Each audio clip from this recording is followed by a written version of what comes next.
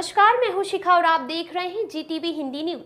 आइए रुक करते हैं आज की ताजा खबरों की ओर। वापी तहसील में आयोजित स्वागत कार्यक्रम में 15 आवेदनों का सकारात्मक निस्तारण किया गया। वापी तहसील में वापी डिवीजन के पुलिस उपाधीक्षक की अध्यक्षता में वापी गांव और वापी शहर का तालुका स्तरीय स्वागत कार्यक्रम आयोजित किया गया। इस स्वागत कार्यक्रम में कुल 15 आवेदनों का सकारात्मक निस्तारण किया गया।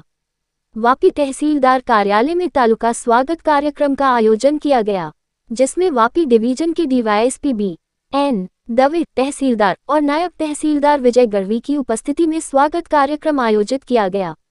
इस स्वागत कार्यक्रम में ग्रामीण एवं वापी शहर से आवेदकों ने अपना आवेदन जमा किया। इसमें सभी सरकारी कार्यालयों जैसे वापी नगर पालिका, वापी सिटी सर्वे कार्यालय, तहसील कार्यालय, DGVCL और अन्य सरकारी कार्यालयों से संबंधित प्रश्न थे। सभी आवेदनों में से 15 आवेदनों का निस्तारण किया गया। Bureau report GTV Hindi news.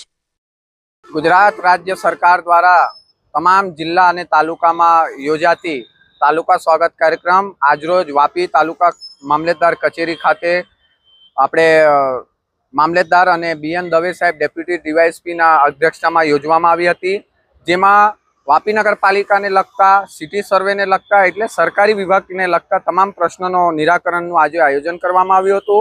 તેમાં મારા બે પ્રશ્નો હતા।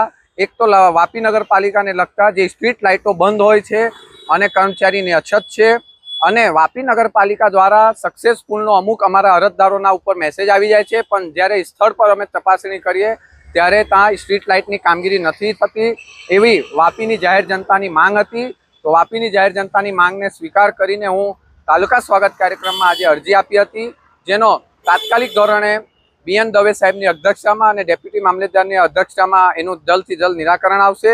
બીજું કે મારું પોતાનું 21,000નું લાઇટ બિલ આવેલું 2 મહિનાનું, જે મેં તાલુકા સ્વાગત કાર્યક્રમમાં અરજી આપી હતી। 2 મહિનાનું 21,000 લાઇટ બિલ એટલે બહુ વધારે કહેવાય। તેની બી અરજી તાત્કાલિક ધોરણે એની કાર્યવાહી કરવામાં આવે એવી માંગણી કરવામાં આવી હતી।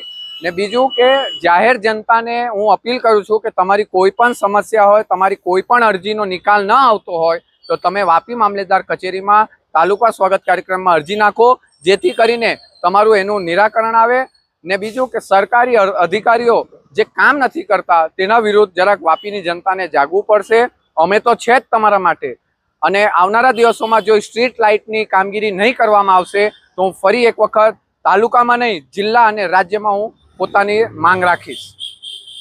ऐसे ही ताजा तरीन खबरों के लिए बने रहिए हमारे साथ।